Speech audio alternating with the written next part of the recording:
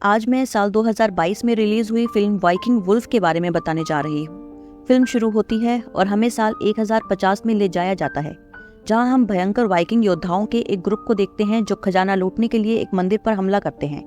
जब वे मंदिर में घुसपैठ करते हैं, उन्हें कुछ कीमती सामान मिलने की उम्मीद होती है, लेकिन जब ऐसा कुछ सामान नहीं मिलता तो वे निराश हो जाते हैं। हालांकि उन्हें एक कमरा दिखता है और जब वे कमरे में प्रवेश करते हैं तो वहाँ उनकी मुलाकात एक भेड़िए के बच्चे से होती है और मंदिर का गार्जियन भी वहां पहुंच जाता है। वह योद्धाओं को भेड़िए को न छोड़ने के लिए कहता है, क्योंकि इस भेड़िए को श्राप दिया गया है और भगवान जानता है कि अगर उसे रिहा कर दिया गया तो वह क्या कर सकता है। हालांकि वाइकिंग योद्धा ऐसी किसी बातों पर विश्वास नहीं करते। उन्हें इस बात की परवाह नहीं है कि भेड़िए को श्राप दिया गया है या नहीं, इसलिए वे भेड़िए के बच्चे को खोलते हैं, उसे अपने साथ अपने जहाज पर ले जाते हैं। मंदिर से कुछ भी कीमती चीज न मिलने पर उन्होंने घर जाने का फैसला किया। जैसे ही उनका जहाज घर की ओर बढ़ता है, भेड़िए का बच्चा हरकत में आता है और एक एक करके वह जहाज के सभी योद्धाओं को मार डालता है। सभी योद्धाओं को मारने के बाद भेड़िया जहाज से उतर जाता है और नार्डिक फॉरेस्ट में चला जाता है। इसके बाद 1000 साल बाद का सीन दिखाया जाता है, जिसका अर्थ है कि अब हम प्रेजेंट में हैं। कैमरा एक घर के साइड हो जाता है, जहाँ हम टाला नाम की एक टीनेजर को देखते हैं जो हाल ही में यहाँ शिफ्ट हुए हैं। उसका एक परफेक्ट परिवार है, जिसमें उसकी छोटी बहन जेनी, उसकी माँ और उसके स्टेप फादर भी शामिल हैं। ये सभी अपनी नई जगह पर एक साथ रहते हैं। लड़कियां एक फिल्म देख रही होती हैं, तभी टाला को जोनस नाम के एक दोस्त का मैसेज मिलता है, जिसने टाला को झील पर आने के लिए कहा है। वह चुपचाप उठती है, अपना बैग उठाती है, बैग में कुछ बियर रखती है और बिना किसी को दिखाए चुपचाप घर से बाहर निकलने की कोशिश करती है। लेकिन जैसे ही वह चुपचाप बाहर निकलने वाली थी, उसके स्टेपडैड आर्थर ने उससे पूछा कि वह कहाँ जा रही है। वह सिर्फ इतना कहती है कि वह कुछ समय के लिए बाहर जा रही है और वह टाला से कहता है कि अगर वह चाहे तो वह उसे डैड कह सकती है, लेकिन टाला कहती है कि वह उसका डैड नहीं है और चली जाती है। वह झील पर पहुंचती है, जहां जोनस अपने कुछ अन्य दोस्तों के साथ उसका इंतजार कर रहा है। जोनस की एलन नाम की एक फीमेल फ्रेंड भी है जो टाला से जलती है। जब वह जोनस के साथ उसकी बॉन्डिंग दिखती है तो टाला एलन को जोनस से बात करते हुए सुन लेती है, जहां वह उसे पहले बताए बिना टाला को इनवाइट करने के लिए डांटने लगती है। इसके बाद एलन जोनस को चेतावनी देती है कि अगर वह दोबारा कभी ऐसा कुछ करना चाहे तो पहले उसे बता दे।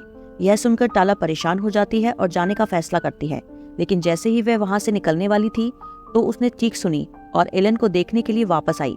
जोनस खून से लथपथ पूरी तरह से घायल हो गया है। टाला उनकी हालत देखती है और एलन को अपने कंधों का सहारा देती है और उसे दूर ले जाने की कोशिश करती है। घटनास्थल पर झाड़ियों में से कोई आता है, पलक झपकते ही एलन पर फिर से हमला करता है और उसे खींचकर झाड़ियों में ले जाता है। टाला को समझ नहीं आता कि क्या हो रहा है और वह डर के मारे चिल्लाने लगती है। अगले सीन में हम देखते हैं कि पुलिस घटनास्थल पर आती है और टाला की मां लिव भी वहां है, जिससे हमें पता चलता है कि वह भी एक ऑफिसर है। लिव अपनी बेटी को शांत करती है। जब वह होश में आती है तो उसे पुलिस वैन में बैठा लेती है। एक अन्य पुलिस ऑफिसर उसे बताता है कि जो कोई भी हमलावर है वह एलन को अपने साथ ले गया है। और फिर हमें यह भी पता चला कि एलन शहर के एक मेयर की बेटी है। जब पुलिस एरिया को अच्छे से देखती है तो उन्हें एक फोन और किसी जानवर का नाखून मिलता है। अगले दिन पुलिस ने उन सभी लोगों को बुलाया जो घटना के समय झील पर मौजूद थे। लिव का जॉब पार्टनर, जिसका नाम अलर्ट है, उन टीनेजर्स से पूछताछ करता है जो उसे बताते हैं कि उन्होंने कुछ नहीं देखा। वह उनसे पूछता है कि क्या उन्होंने उस जानवर को देखा है जिसने एलन पर हमला किया था, लेकिन उनमें से किसी को भी इसके बारे में कुछ भी पता नहीं था। जैसा कि उन्होंने उसे बताया कि उन्होंने वहां कुछ नहीं देखा और अचानक ही लड़की पर हमला किया गया और फिर झाड़ियों के पीछे घसीट कर ले गया। फिर वह यह क्वेश्चन टाला से पूछता है, जो अब बेटर कंडीशन में है। हालांकि टाला उन्हें वही बताती है, उसने कुछ नहीं देखा। और यह उत्तर पुलिस अधिकारियों के लिए थोड़ा निराशा भरा है, क्योंकि उन्हें कुछ ऐसा चाहिए जिससे वो आगे बढ़ सके। पुलिस नाराज है क्योंकि उन्हें अभी भी इस बात के कोई सबूत नहीं मिल पाए कि एलन को किसी जानवर ने शिकार बनाया था या किसी इंसान का काम था। उस रात लिव अपने कंप्यूटर पर बैठती है और जानवरों के नाखून पर कुछ रिसर्च करने लगती है। वह जंगल के उस एरिया के आसपास मिले नाखून को देखती है जहां लड़की पर हमला किया गया था। उसे एहसास होता है कि ये नाखून वास्तव में भेड़िए के नाखूनों के समान है, लेकिन जो नाखून उसके पास है वह आकार में नॉर्मल से बड़ा है। अगली सुबह शहर में एक चौंकाने वाली खबर आती है। लिव को पुलिस स्टेशन से फोन आता है कि एलन का शव मिल गया है। जब लिव शव को देखने के लिए जाती है, वह यह देखकर हैरान हो गई कि एलन के पूरे शरीर पर, यहाँ तक कि उसके चेहरे पर भी चोट के निशान थे। उन्होंने उसके पेट के किनारे पर कुछ घाव भी देखे। पुलिस अधिकारी इन निशानों को बिल्कुल भी समझने में सक्षम नहीं है, इसलिए वे एक विशेषज्ञ को नियुक्त करने का निर्णय लेते हैं। वे लड़की के शरीर, और उस पर निशानों को देखने के लिए विलियम नाम के एक रोग वैज्ञानिक को बुलाते हैं। विलियम शव की पूरी जांच करता है और ऑफिसर्स को बताता है कि इस लड़की पर एक जंगली भेड़िए ने हमला किया है, क्योंकि ये निशान सिर्फ भेड़िए के ही हो सकते हैं, किसी और जानवर के नहीं। हालांकि वह यह भी कहता है कि वो भेड़िया आकार में बड़ा है। उस दिन जब लिव अपने ऑफिस में थी तो ब्रोडेन नाम का एक बूढ़ा शिकारी उसके पास आया। वह उसे बताता है कि वह जीवन भर शिकार करता रहा है और यहाँ तक कि शिकार के दौरान उसने अपना बायां हाथ भी खो दिया है। बूढ़ा शिकारी आगे कहता है कि वह लंबे समय से वेयरवुल्फ का शिकार करने की कोशिश कर रहा है और वह अब भी एक का शिकार करना पसंद करेगा। बूढ़ा शिकारी लिव को बताता है कि एलन को वेयरवुल्फ ने मार डाला था और उसे तुरंत रोका जाना जरूरी है। वह लिव को बताता है कि यह वेयरवुल्फ हमेशा अपने शिकार को इन्फेक्ट करने की कोशिश करता है ताकि वे भी वेयरवुल्फ में बदल सकें।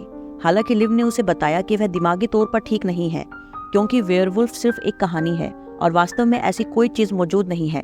इसके बाद बूढ़ा शिकारी लिव को एक चांदी की गोली देता है और कहता है कि उसकी गोलियों का वेयरवुल्फ पर कोई प्रभाव नहीं पड़ेगा और यदि वह वेयरवुल्फ के सामने आती है तो लिव को उसे नीचे गिराने के लिए इस सिल्वर बुलेट का यूज करना पड़ेगा।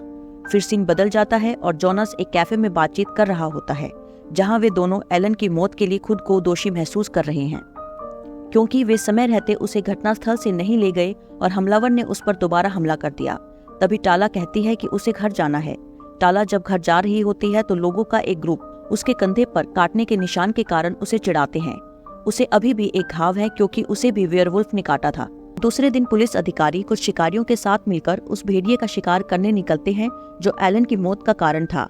जब वे अपने ग्रुप के साथ जंगल के काफी अंदर तक जाते हैं तो लिव को एक बिना सिर वाला शव मिलता है।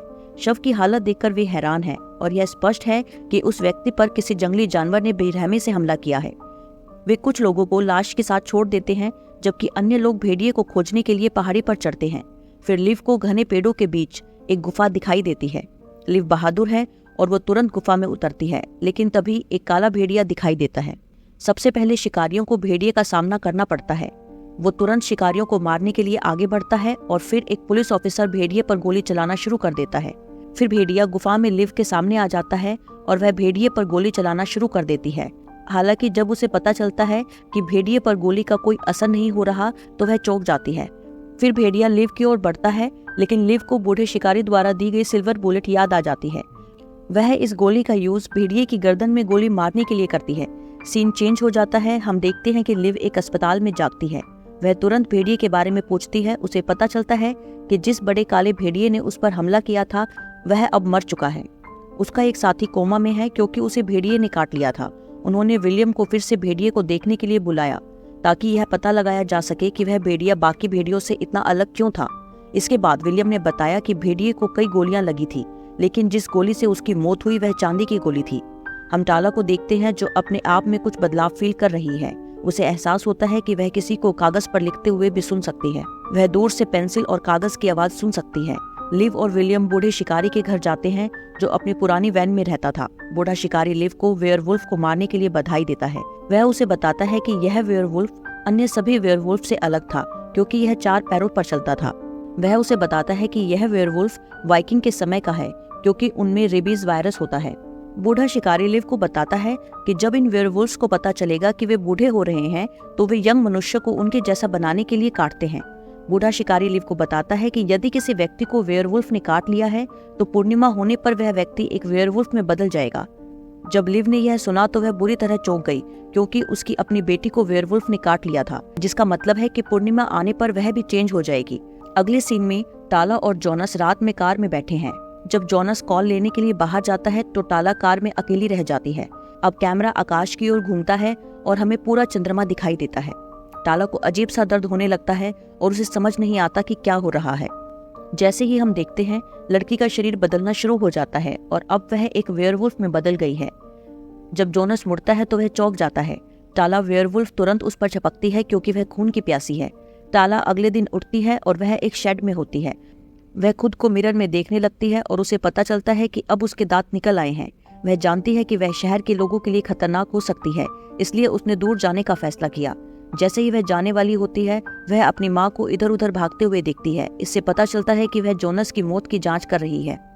दूसरी ओर बूढ़ा शिकारी अस्पताल की ओर बढ़ता है जहां वह एक ऑफिसर को देखता है जिसे वेयरवुल्फ ने काट लिया था। शिकारी उसका ऑक्सीजन मास्क निकालता है उसे मरने देने का फैसला करता है क्योंकि वह नहीं चाहता कि वह एक वेयरवुल्फ बने। फिर हम टाला को देखते हैं जो शहर से बाहर जा रही है। वह ओस्लो शहर के लिए बस लेती है, लेकिन जब रात होती है तो चांद दिखाई देता है और वह एक वेयरवुल्फ में बदल जाती है। इस बार वह पूरी तरह से एक वेयरवुल्फ बन गई है और बस के सभी यात्रियों को खत्म कर देती है।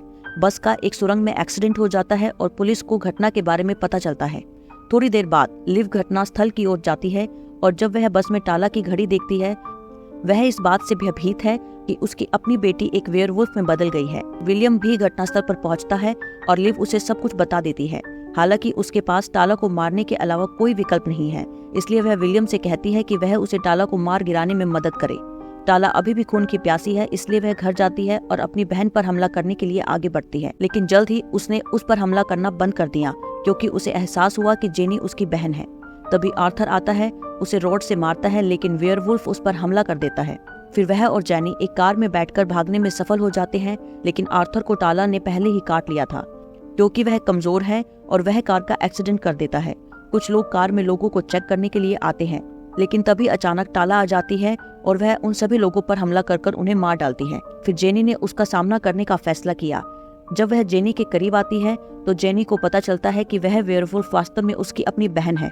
विलियम और लिव वहां पहुंचते हैं और विलियम तुरंत ट्रैंक्विलाइजर से वुल्फ को गोली मारने के लिए आगे बढ़ता है।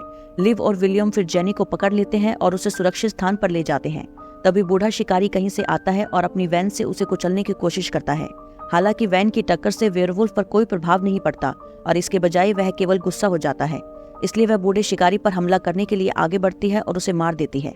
इसके बाद लिव टाला के सामने आती है और उसे शांत करने की कोशिश करती है, लेकिन वेयरवुल्फ द्वारा उसके हाथ को काटने के लिए जेनी ने टाला के शरीर में ट्रैंक्विलाइजर डाला और वे अंततः उसे बेहोश करने में कामयाब रहे।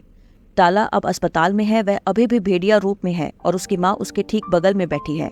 वह जानती है कि उसकी बेटी काफी खतरनाक है और कई लोगों की जान ले सकती है, इसलिए वह टाला के शरीर में सिल्वर बुलेट डालती है और टूटे हुए दिल के साथ उसे खत्म कर देती है। जब वह घर पहुंचती है तो सिल्वर बुलेट टेबल पर टाला की फोटो फ्रेम के सामने रख देती है और इसके बाद ही फिल्म एंड हो जाती है। Thanks for watching. Please like, share and subscribe for more videos like this.